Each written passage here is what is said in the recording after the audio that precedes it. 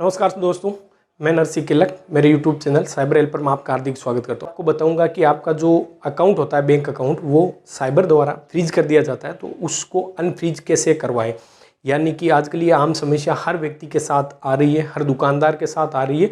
क्योंकि जो व्यक्ति अपना बैंक अकाउंट यूज़ करता है या दुकानदार अपना खाता यूज़ करता है, तो वो लोग क्या करते हैं, अपने जो अकाउंट है उसमें किसी फ्रॉडस्टर के द्वारा जो फ्रॉड मनी ट्रांसफ़र कर दी जाती है। वो ट्रांसफ़र करने के बाद उसका अकाउंट साइबर पुलिस द्वारा या साइबर क्राइम पोर्टल द्वारा फ्रीज कर दिया जाता है या होल्ड कर दिया जाता है। होल्ड करने के बाद अमूमन सबको ये समस्या आती है कि हम अपना बैंक अकाउंट किस प्रकार से अनफ्रीज कराएं, और ज़्यादातर लोगों को ये मालूम नहीं हो पाता है कि हमारा बैंक अकाउंट है वो किस वजह से, कहाँ से फ्रीज हुआ है और किसके द्वारा ये बैंक अकाउंट फ्रीज किया गया और क्यों किया गया। तो इसके लिए आपको मैं एक जानकारी दूंगा कि आपका जब बैंक अकाउंट होता है वो फ्रीज हो जाता है, तो सर्वप्रथम आप क्या करें कि जो अपने नज़दीकी जो आपकी निजी होम ब्रांच है, आप उस होम ब्रांच पे जाके संपर्क करें। वहाँ अपनी जो बैंक अकाउंट है उसके जो होल्ड लगा है उसकी जानकारी साझा करें, और वहाँ से आपको जो बैंक मैनेजर होगा या जो इसका लाइजनिंग ऑफिसर होगा वो क्या करेगा कि आपके जो बैंक अकाउंट है उस पर किस साइबर सेल के द्वारा या किस पोर्टल के द्वारा होल्ड लगाया गया उसकी पूरी की पूरी जानकारी आपको प्रोवाइड करवा देगा।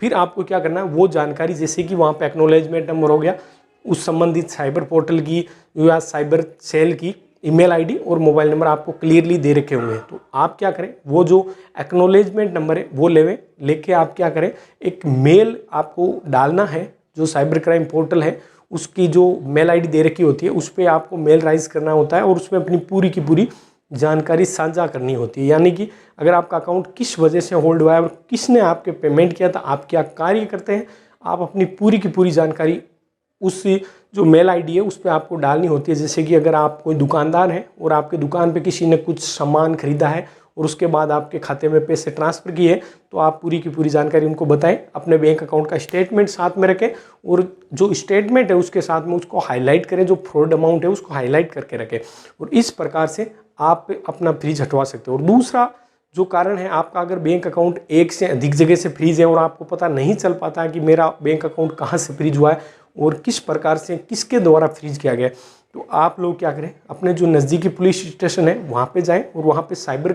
कार्य करने वाले ऑपरेटर से संपर्क करें। जो पुलिस का पोर्टल है cyberpolice.gov.in, उस पर पूरी की पूरी जानकारी प्रोवाइड करवा दी जाती है। यानी कि आपका जो बैंक अकाउंट है उसके नंबर से आप पूरी की पूरी जानकारी प्राप्त कर सकते हैं कि आपके बैंक अकाउंट पे कितने होल्ड लगे हुए, कौन कौन सी साइबर सेल से होल्ड लगा हुआ है और किस वजह से होल्ड लगा हुआ है। तो मेन बात है कि अपना अकाउंट किस प्रकार से आप होल्ड हटवा सकते हैं। और रही बात ये होल्ड होने का कारण क्या है, यानी कि आजकल क्या है कि जो क्रिमिनल होते हैं, साइबर अपराधी होते हैं, उनके द्वारा आप लोगों को पागल बनाया जाता है, आपको बेवकूफ़ बनाया जाता है। आपको ये बोला जाता है कि मुझे कैश पेमेंट की ज़रूरत है, मैं आपको ऑनलाइन पेमेंट ट्रांसफ़र कर रहा हूँ। और वो लोग क्या करते हैं, जो गेमिंग वेबसाइट होते हैं या साइबर स्कैमर्स का पैसा होता है वो आपको ट्रांसफ़र करते हैं। ट्रांसफ़र करने के बाद वो पैसा आपसे कैश पेमेंट ले लेते हैं, और उसके तुरंत बाद जो साइबर क्राइम रिपोर्ट होती है, जैसे मेरे साथ अगर 1000 रुपये का फ्रॉड हुआ है तो मैं क्या करूँगा, साइबर क्राइम पोर्टल है 1930, उस पर कॉल करके अपनी शिकायत दर्ज कराऊंगा। शिकायत दर्ज कराने के बाद क्या होता है कि जो साइबर क्राइम पोर्टल पे जो वर्क करने वाले जो ऑफिसर्स होते हैं वो क्या करते हैं, उनके जो जितने भी अकाउंट होते हैं उनको ट्रैक करते हैं। जैसे मेरे अकाउंट से किसी सेकंड बंदे के पास पेमेंट गया तो मेरा अकाउंट भी होल्ड होगा और जो सेकंड है उसका भी होल्ड होगा, और उस सेकंड से जितनी लेयर में पेमेंट चला जाता है, जैसे 10 जगह 100 रुपये डाले हैं तो 10 के 10 अकाउंट होल्ड होते हैं। ये एक उसकी गाइडलाइन है। और इस प्रकार से अब उसमें 10 के 10 व्यक्ति परेशान इसलिए होते हैं कि उनकी कई ऐसे व्यक्ति होते हैं जिनकी कोई गलती नहीं होती है। अब जैसे मैंने पैसे उनको ट्रांसफ़र किए तो उनका भी होल्ड होता है, जबकि उस व्यक्ति की इस जो होल्ड है उसमें कोई लेना देना नहीं होता है। आम समस्या, आम नागरिक भी इस समस्या से जूझ रहे हैं।